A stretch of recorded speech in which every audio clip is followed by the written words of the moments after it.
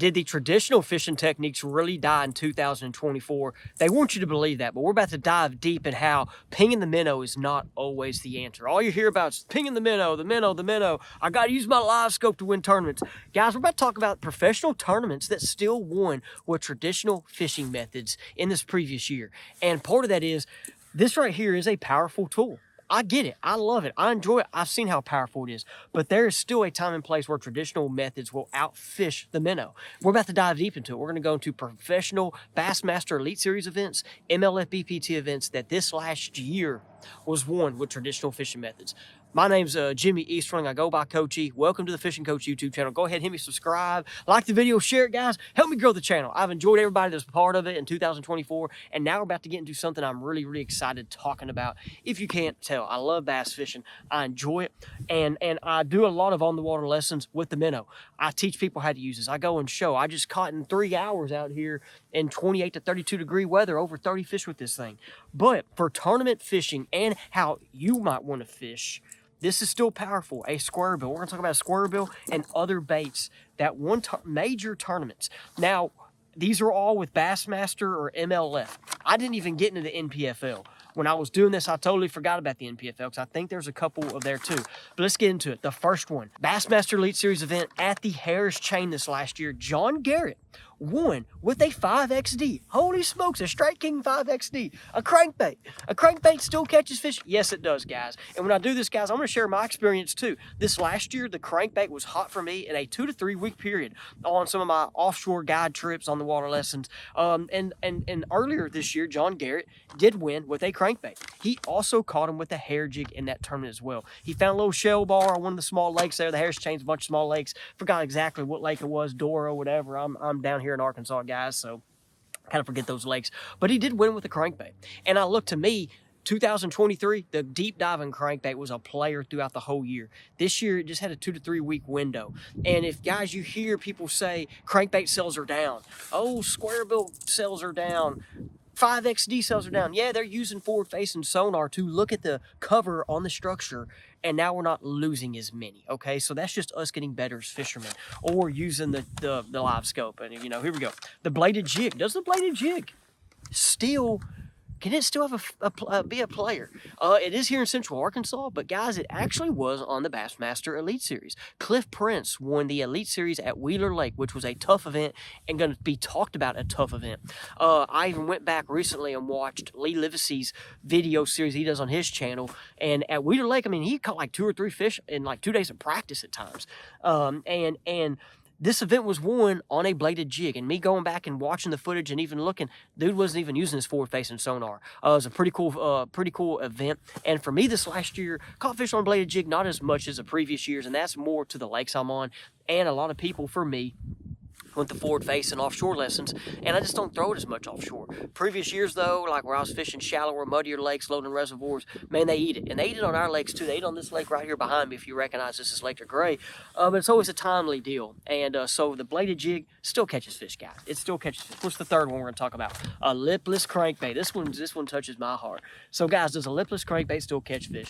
You saw Drew Gill win a tournament this last year, same Rayburn, using forward-facing sonar and eco rigging. You hear about Rayburn in Toledo Bend, how this last year the minnow was a big player at the Toledo Bend events that was there. Mark Davis actually on one of those days caught him really good with the lipless crankbait. You also had other guys do it, but it didn't last throughout the whole event due to the forward-facing sonar just kind of, I think, how the time of it was. But the lipless crankbait did win here in Central Arkansas.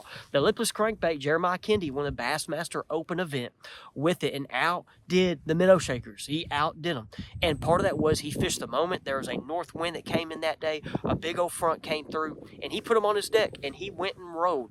And the other guys that were doing the minnow were not going to beat it due to those conditions. Now, if they did put it in front of a big one and got to bite, it would have been a different story. But when I saw those conditions and knew what was leading up to that morning, I knew because I don't know Jeremiah like personally, but I know his style, him being a local to Hot Springs, I knew he was about to have a chance. And he led the first and second day too, by the way. So a lipless crankbait still catches them. I actually put a video out a couple weeks ago.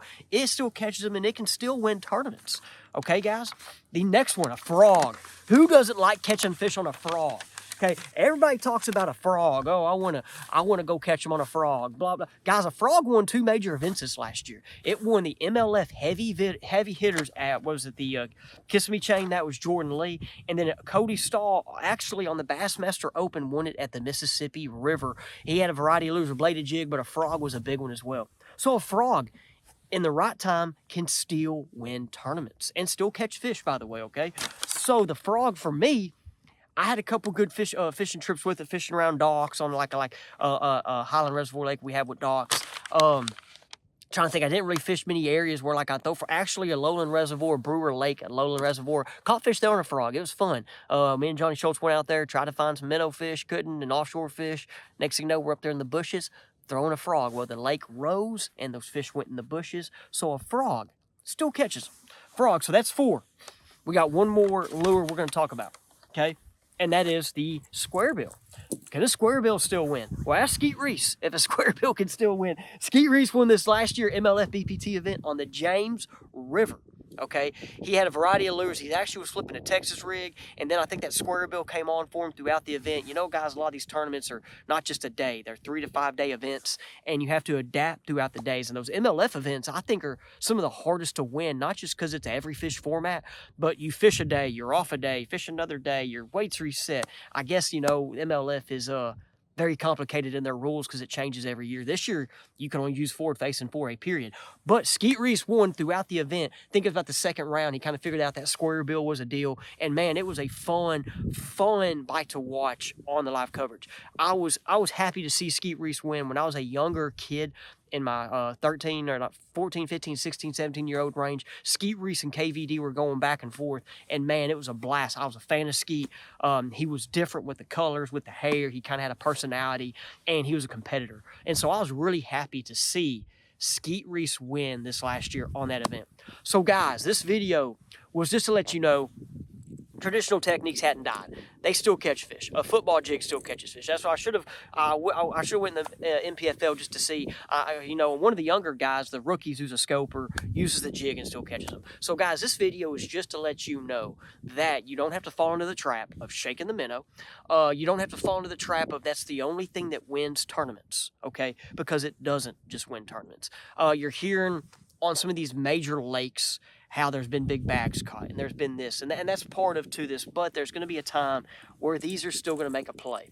So just to let you know that you can still catch fish on other techniques. Now, though, if you want to learn more about the minnow and you struggle with it, come down here for an on-the-water lesson, or I'll come up there to you. I've traveled a lot. I have some more guys coming. I appreciate everybody that's been a part of it. Like I said, I've had time on the water with it, and I wanted to learn this to teach people about it. And this last year, I was on the water 48% of the days, and 48% of those 47 were on the water lessons or doing forward facing, probably with this, you know, because like I do a lot of this, guys. But appreciate you. Let me know what you think about the video. Leave me a comment. And guys, let's now get into the Faith Juice segment. Today, this Faith Juice segment, normally I know I'll share scripture, or I'll normally will sell. It's kind of like a little motivational deal. I wasn't prepared for this one. I have a couple in my office, and here I am making this video all of a sudden. But I was kind of want to talk about with the years 2024, 25. But let's just talk about knocking the door down. One of the analogies when I was a football coach, when we would have like a pregame talk, one of the analogies I really stuck to me, like they carried on with life, because you hear is when you're as a player, as a coach, you kind of take the sports, football, baseball, to life, and like to your work, to your family. And here we are in 2025. If you're right there close to something, close to accomplishing something, or something you know you just need this extra step, and it takes extra work, or it's just in your head you can't do it, well, let's knock the door down and go get it in 2025. Like I said, I don't know what it is for you, okay? You know, like I said, it could be something with a job, moving up in the job deal. It could be being a better husband. It could be going, you know, I know some people have talked to me about going to church more. It could be, but whatever it is for you, knock down that door for 2025 and go get it. You're right there, okay? If you're that close, let's go get it in the upcoming year, okay, guys?